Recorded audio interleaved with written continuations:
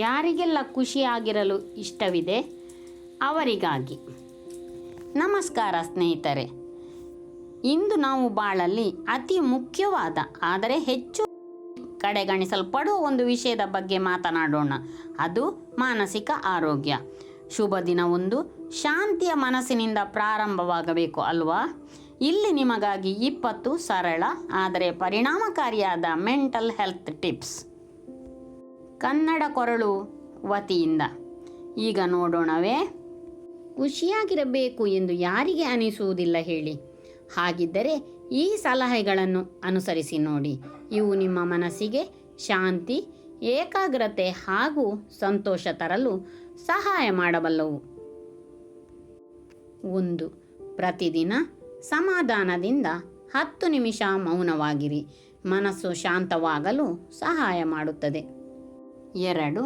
ಪ್ರತಿದಿನ ಧ್ಯಾನ, ಮೆಡಿಟೇಷನ್ ಅಭ್ಯಾಸ ಮಾಡಿ. ಒತ್ತಡ ಕಡಿಮೆ ಆಗುತ್ತದೆ, ಏಕಾಗ್ರತೆ ಬೆಳೆಯುತ್ತದೆ. 3. ಯೋಗ್ಯವಾದ ನಿದ್ರೆ. 7 ರಿಂದ 8 ಗಂಟೆ ತೆಗೆದುಕೊಳ್ಳಿ. ನಿದ್ರಾ ಕೊರತೆಯಿಂದ ತೀವ್ರ ಒತ್ತಡ, ಬೇಸರ ಬರಬಹುದು. 4. ಸಂತೋಷದ ಸಂಗತಿಗಳನ್ನು ಬರೆಯಿರಿ. ದಿನಚರಿಯಲ್ಲಿ ಒಳ್ಳೆಯ ಘಟನೆಗಳನ್ನು ಪುಸ್ತಕದಲ್ಲಿ ಬರೆಯುವುದು ಶ್ರೇಷ್ಠ. 5. ಹಳೆಯ ತಪ್ಪುಗಳನ್ನು ಕ್ಷಮಿಸಿ ಮುಂದಕ್ಕೆ ಸಾಗಿರಿ. ಮನಸ್ಸಿಗೆ ಭಾರ ಇಳಿಯುತ್ತದೆ. 6.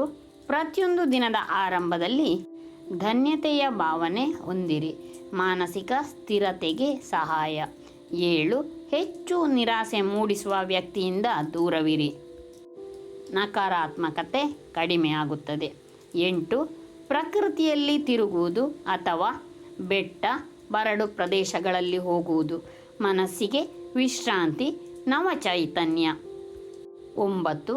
ತಮಾಷೆ ನೋಡಿ ನಗು ಮೂಡಿಸಿ. ನಗು ಮನೋವೈಜ್ಞಾನಿಕ ಔಷಧಿ. 10.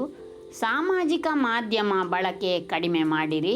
ಹೆಚ್ಚು ಸಾಮಾಜಿಕ ಮಾಧ್ಯಮ ಉಪಯೋಗ ಒತ್ತಡ ತರಬಹುದು. 11. ಒತ್ತಡದಿಂದ ರಕ್ಷಿಸುವ ಹವ್ಯಾಸ.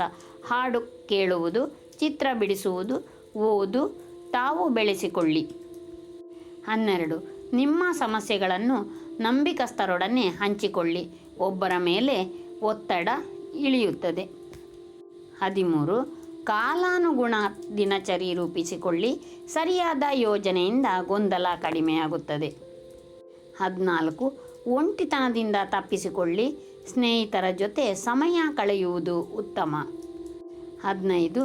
ಹೆಚ್ಚು ಚಿಂತನೆ ಬೇಡುವ ಕೆಲಸ ಒತ್ತಡ ತರುತ್ತಿದೆ ಎಂದಾದರೆ ಅದನ್ನು ತೊರೆದು ತಕ್ಷಣದ ಕೃತ್ಯವನ್ನು ಆಯ್ಕೆ ಮಾಡಿ.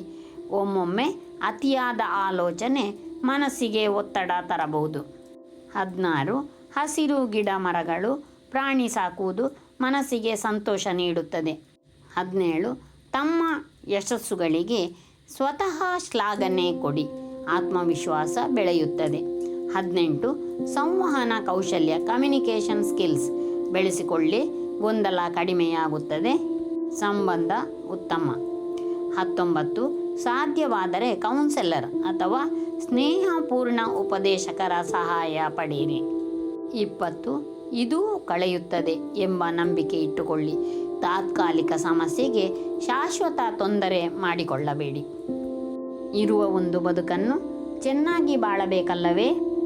ಬದುಕಲು ದಾರಿಗಳು ಹಲವಾರು, ಸಾಧಿಸಲು ವಿಷಯಗಳು ಸಾವಿರಾರು. ಹೀಗಿರುವಾಗ ಇನ್ನೇಕೆ ತಡ? ಜೀವನದಲ್ಲಿ ಸಂತೋಷವಾಗಿರೋಣ. Be happy, do happy things and be cool ಎಂದು ಆಶಿಸುತ್ತಾ ಈ ಸಲಹೆಗಳನ್ನು ನಿಮಗಾಗಿ ತಂದಿದ್ದೇನೆ. ನೋಡಿದ್ದಕ್ಕಾಗಿ ಧನ್ಯವಾದಗಳು.